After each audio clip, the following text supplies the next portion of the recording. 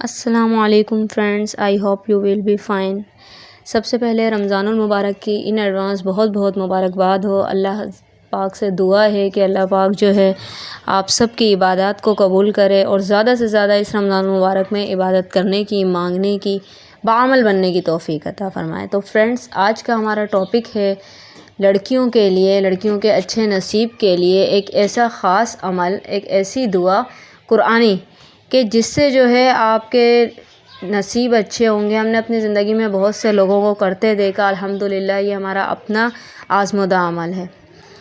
تو فرینڈس، یہ ایک بہن کے لیے بھی کر سکتی ہے، بیٹی ماں کے لیے، ماں بیٹی کے لیے، ایک چھوٹی بچی سے لے کے ہر عمر کی لیڈیز اس عمل کو کر سکتی ہیں اچھے نصیب کے لیے۔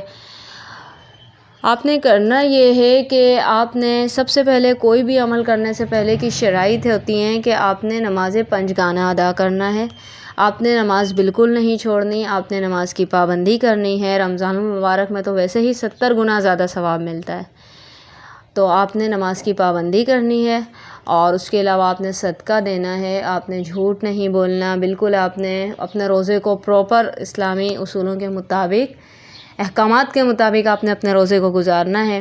آپ نے رمضان المبارک کا جب چاند نظر آئے تو پہلے، دوسرے اور تیسرے روزے کو، 3 روزوں میں آپ نے یہ کرنا ہے کہ بعد نماز عشاء باوضو ہو کر قرآن پاک کی اول و آخر 11 مرتبہ درود شریف اور سورہ یوسف پڑھنی ہے۔ آپ نے ایک مرتبہ سورہ یوسف پڑھ کر اور پھر آپ نے درود شریف پڑھ کر اپنے اچھے نصیب کے لیے، اپنی بہنوں کے لیے، ماؤں کے لیے اور ہر لڑکی کے اچھے نصیب کے لیے آپ نے دعا کرنی ہے۔